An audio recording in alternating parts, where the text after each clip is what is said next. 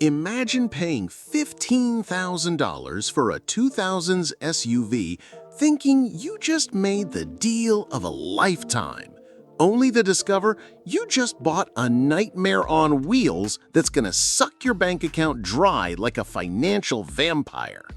If you're thinking about buying an SUV from that era, this video might just save you from an epic headache. Hit that subscribe button because today we're talking about the 5 SUVs from the 2000s that look like a bargain at the dealership but are actually traps disguised as opportunities.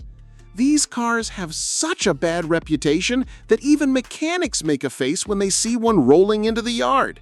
And look, I'm not talking about cars that just give you little problems. I'm talking about machines that can turn a peaceful weekend into a financial therapy session. SUV number 1, Ford Explorer 2002-2005. The Ford Explorer from this generation is like that friend who seems reliable but always lets you down. On the outside, it's even deceiving. Robust look, spacious interior, promise of adventure, but under the hood lives a collection of problems that would make anyone cry. The 4.0 V6 engine from this era has an annoying habit of blowing the head gasket without warning. And when I say blowing, I mean literally that. One day you're driving normally, the next you see a cloud of steam coming out of the hood. The repair? Between $3,000 to $5,000. That's if you're lucky and the engine hasn't warped completely. But it doesn't stop there. The 5R55S automatic transmission is another chapter of terror.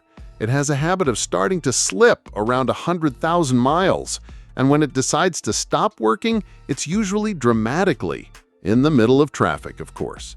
The rebuild costs around $2,500 to $4,000. And there's more. Electrical problems are constant. Windows that stop working, air conditioning that heats up at the wrong time, lights that blink by themselves.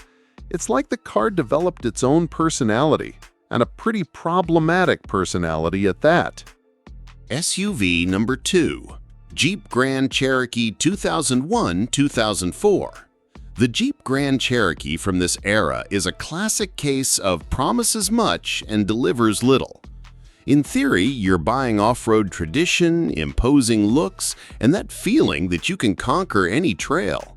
In practice, you bought a lottery ticket where the prize is always a high bill at the shop. The 4.7 V8 PowerTech engine seems powerful on paper, but in real life, it guzzles gas like nobody's business, and on top of that has a tendency to develop EGR valve problems that make the engine fail at idle. The repair isn't cheap, about $800 to $1,200. But the real villain here is the electrical system. This Jeep managed to gather in a single machine all possible electrical problems imaginable. The alternator usually gives problems frequently, the battery mysteriously discharges, and the ignition system is so unstable it seems like it was designed by someone who had a grudge against electricity. The automatic transmission doesn't fall behind either. The 45 RFE is famous for developing gear shift problems, especially between first and second. When it decides to lock up completely, prepare to shell out between $2,800 and $4,500. And the air conditioning system? Forget having cold air in summer. The compressor from this era is practically disposable, and when it stops working, and it will stop working, you'll spend at least $1,500 to get thermal comfort back. SUV number 3, Chevrolet Trailblazer 2002-2009. The Trailblazer is that type of car that manages to be disappointing in every possible area. It seems like Chevrolet decided to hold an internal contest of how many defects can we put in one SUV, and the Trailblazer won first place. The 4.2 straight-six engine seems robust, but has a fatal design flaw. The variable valve timing system manages to destroy itself. When this happens, and it's not a question of if, it's a question of when, you'll need at least $2,500 to fix it. And that's if you're lucky and don't need to replace the entire engine. But what really kills this SUV are the rear suspension problems. The pneumatic system that was supposed to give extra comfort actually becomes a recurring nightmare. The airbags crack, the compressors burn out, and the sensors stop working. Result, you have an SUV that gets crooked like it took a hit, and the complete repair can cost between $3,000 and $5,000. And let's talk about the brakes. The ABS system from this era is a chapter apart. The sensors stop working constantly, the ABS pump burns out frequently, and when you least expect it, the brake pedal goes to the floor without warning. It's not exactly what you want in a 2-ton SUV. SUV number 4, Dodge Durango, 2001 to 2003. The Dodge Durango from this generation managed to do something impressive: gather all possible Chrysler defects in a single body. It's like a walking catalog of everything that can go wrong in a car. The 4.7 V8 Magnum engine isn't terrible, but it comes accompanied by a cooling system that was clearly designed by someone who hated radiators. The radiator usually leaks, the water pump stops working without warning, and the thermostat has the lifespan of milk left out of the fridge. When this whole system collapses, and it will collapse, prepare to spend between $1,500 and $2,500. But the real terror of the Durango is in the transmission. The 45 RFE is so problematic that there's an entire industry dedicated to fixing it. It slips, doesn't engage gears properly, and when you least expect it, simply stops working. The complete rebuild can cost between $3,500 and $5,000. And let's not forget the electrical problems. This Durango has an electrical system so unstable it seems like it was made during a blackout.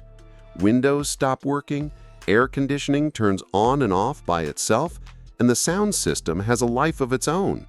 It's like living with an automotive poltergeist. The power steering system doesn't forgive either. The pump usually leaks oil constantly, making a noise that sounds like a wail in agony. When it stops working completely, driving the Durango becomes an unplanned muscle-building exercise. SUV number 5, Isuzu Rodeo, 2001 to 2004. The Isuzu Rodeo closes our list with a golden key, or rather with a key of problems. This SUV managed to be so problematic that it helped Isuzu exit the American passenger vehicle market. That's right, it was so bad it killed an entire brand. The 3.2 V6 engine has a chronic problem with the lubrication system. It burns oil like it's going out of style, and when you least expect it, the engine simply seizes from lack of lubrication. And it's no use religiously checking the oil level. This engine manages to burn oil faster than you can replace it. But what really killed the Rodeo's reputation were the rollover problems. This SUV has such a high center of gravity and such questionable stability that driving around curves becomes a dangerous adventure. It's no wonder it was one of the first SUVs to have to install stability control systems as a mandatory item. The automatic transmission is also a sad chapter. It has a tendency to develop overheating problems, especially when the SUV is used to tow something, which was theoretically one of its main functions. When it overheats, the gears start slipping and eventually the transmission stops working completely. And let's talk about depreciation. The Rodeo depreciates so fast, it seems like money is literally evaporating. You buy it today, and tomorrow it's already worth half the price. It's like throwing money in the trash, just with monthly payments. So there you have the 5 SUVs from the 2000s that you should avoid like financial kryptonite. Each one of them manages to be problematic in a unique and special way. If you're looking for an SUV from that era, run from these 5 like the devil runs from the cross. But hey, don't get discouraged. There are SUVs from the 2000s that are excellent deals and super reliable. If you want to know which ones are the good ones, leave a comment down there saying, "I want the good ones," and I'll make a video showing the SUVs from the 2000s that are really worth it. And go ahead and leave a like on the video if it helped you avoid a financial screw-up. Tell us in the comments, have you ever had any of these cursed SUVs? How was your experience? Or if you're thinking about buying some 2000s SUV, tell us which model is on your radar, and we'll give you some tips. Thanks everyone, see you in the next video.